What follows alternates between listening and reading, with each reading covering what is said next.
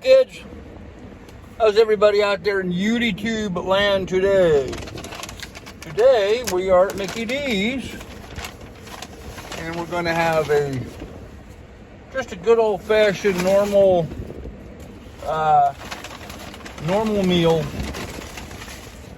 I'm making a mess here. I got stuff all over the place. Hold on a minute. All my French fries fell out. Okay. So just eat them out of the bag. How's that?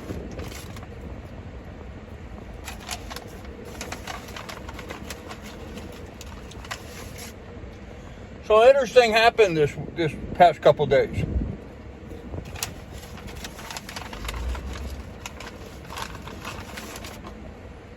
Many of you may know about me.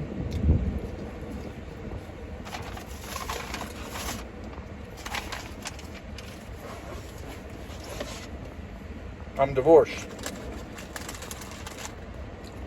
And while working through the divorce proceedings,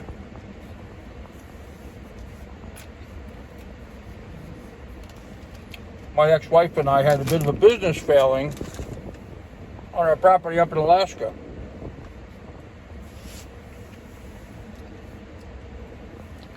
Make a long story short,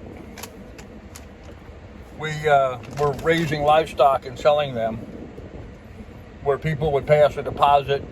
We would then go out and buy baby chicks, raise them up, fatten them up, butcher and process them, and deliver them to the people.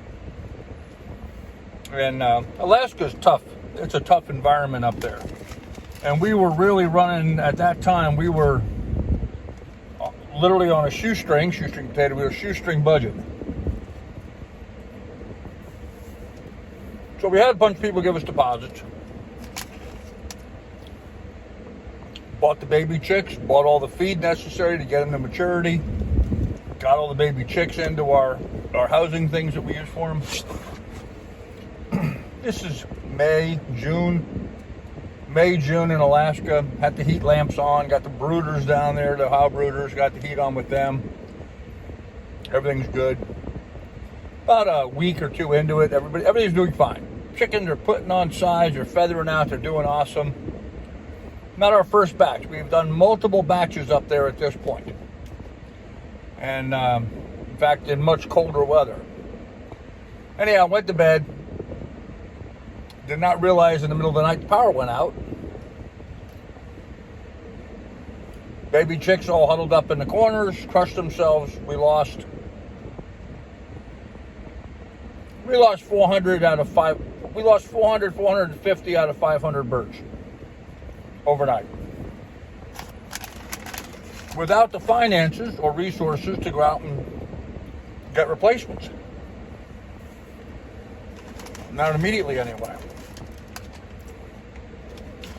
And we ended up with a bunch of people yelling and screaming and wanting their chickens, and we were unable to deliver them,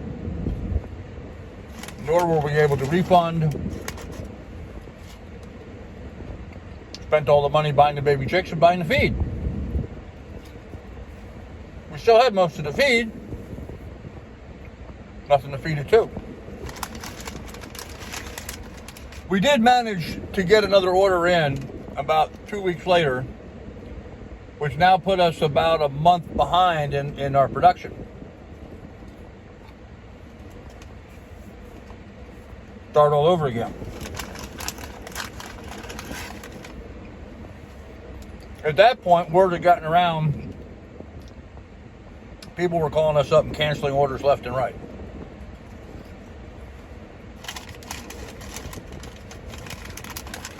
We got in trouble financially.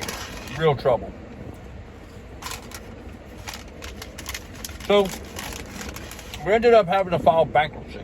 Now, before you fly off the handle and tell me what a bastard I am for that, let me explain something to you. There's different types of bankruptcies. Chapter 7, Chapter 13. We did what was known as a Chapter 13. Now, what that means is that we were going to pay everybody off, and we did. I did. Penny didn't. She took off. We're going to pay everybody off 100% of what's owed them, plus interest. We just needed time to get that structured and get it done. And that was the bankruptcy that we filed, a Chapter 13 with what they call a 100% plan, which means we were guaranteeing that we were going to pay 100% of the money that was owed to everybody. People had to file claims with the court. We advised all of our customers to file claims with the court. And all of the ones that we were aware of did. There was a couple people that filed claims that were not on our list, who were not customers of ours. Never were. They were just trying to take advantage of the situation. The court would not accept those. We had all of our bank records showing all the deposits and stuff that we had, and receipts that we had issued, deposits we had received. We had to turn all that over to the court. Anyhow, while I was going, and this is the long story, I'm trying to get around to it. We did pay everybody off. We settled that. But during that proceeding, the lawyer that we had that was working for us, he made a comment to me about he had checked something about what had gone on in Montana where we had lived previously, and that I must be, I'm not nearly the nice guy that I presented myself as being. He said there's a lot of people in Montana. He didn't say a lot of people. He said there's people in Montana that are very upset with me, and I got a lot of trouble there, and that looks like I just, skipped town and came to Alaska. And I was like, well, that's just ludicrous. That makes no sense whatsoever. I left left Montana in perfectly good terms. Not a problem whatsoever. But, to this day, that comment has always haunted me because of the fact that it was untrue. And as some of you guys know that have been following my channel, there was a whole bunch of troll activity about all this supposedly really bad stuff that I did in the past, which I vehemently decline and deny all of that. Never did any. I mean, yeah, we had a financial failure, that I admit. Clearly, I've been willing to talk about that since day one. But I managed it. I dealt with it. I addressed it. And I took care of it. And I paid off everybody. So, all the legitimate claims anyway. But it always bothered me that he had said that about me. And I never thought much about it until this week. I was just happening to look at some stuff in Montana, and I went ahead and I did a Montana real estate license lookup, which I can do. I entered my name and a real estate license, and my license showed, and that's what I was trying to do, is find my old license number. I needed that for reference. But there was documents attached to my real estate record from Montana. And I went and looked at it, and it was about a criminal charges brought against a fella, not me, a different name, same last name, different name, from 1994. Now, I didn't move to Alaska, I didn't move to Montana until 1999. I was not there in 1994. This was some guy, had the same last name, Brooke, had done something with some insurance premiums or something. I don't know all the details. But anyhow, there was a criminal charge against him. And so his real estate license application was denied in 1994. Now, mind you, I got to Alaska in 99, didn't get my real estate license there until like 2003, 2004, just because I didn't have to work for a while. And had no problem with my licensing. Nothing came up. They didn't come back and say, hey, there was this claim against me. That record was not aware of. Nobody knew it. It had nothing to do with me. But somehow that had erroneously been applied to my page, my licensing information. So I called them up yesterday and was discussing that with the woman there in their compliance department. And she's like, yeah, that's not you. Different social security number, different age. She saw my licensing and when my stuff went through, completely different. So they took it off my record.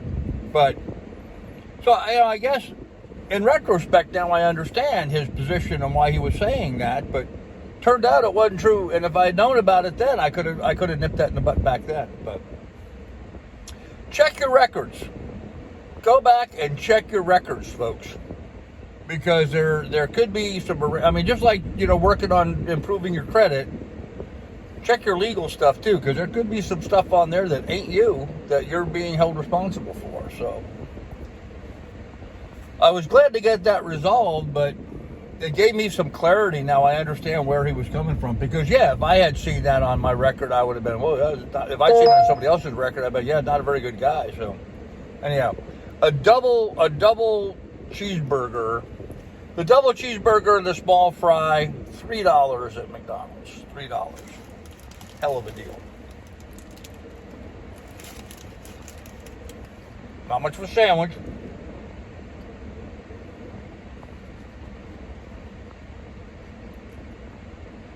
Not very meaty like a, double quarter pounder. These are definitely not quarter pounds, but 2 burgers with cheese, ketchup, ketchup and pickles. That's all there is to it.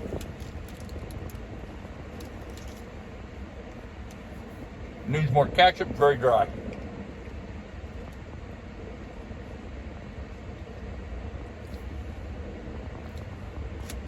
By the way, weight's coming off again too. Yep. I was down 27. I'm at that 29, almost 30 pounds I'm down now. I laid off. I got lazy. I got stupid. I got put weight back on, that kind of stuff. But I'm focusing on this once again. My daughter-in-law,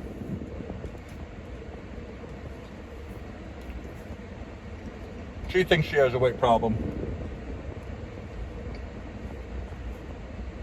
She's going to go in for bariatric surgery. Yeah, I'm not too keen on that.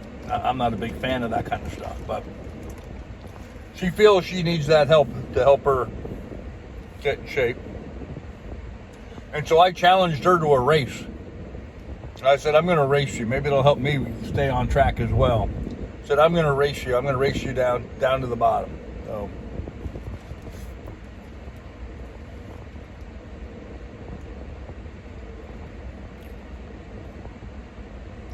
my next goal, 475.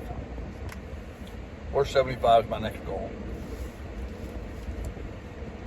We'll see.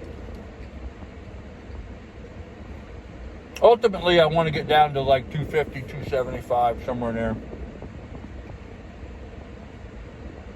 Then I'll be svelte and sexy.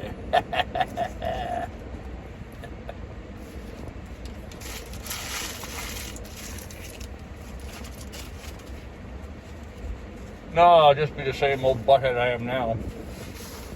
But maybe a little lighter.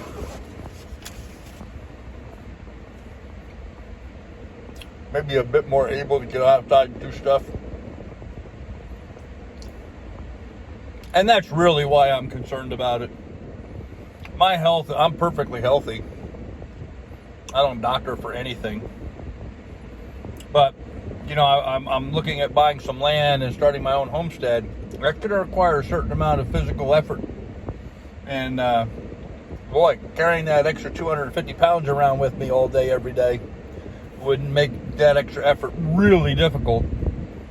Thinking to myself, if I drop off that 200 pounds, wow. I mean, that's 4 bags of dog food. 4 bags of dog food. 4 bags of chicken feed I'm carrying around with me every day. Think about it in that perspective, right? You're walking around with 4 of those great big huge bags of dog food on your shoulders. And that's what I'm carrying every day right now. Got to get rid of that. That's the goal. And I have a feeling I'll be much more sprightly sprightly when I do that. So anyhow, kids, check your records. That's the rule for the day. I'll have more for you in the near future. It was a good lunch. Be good, be careful, take good care of one another. We'll have more for you in the near future. Bye.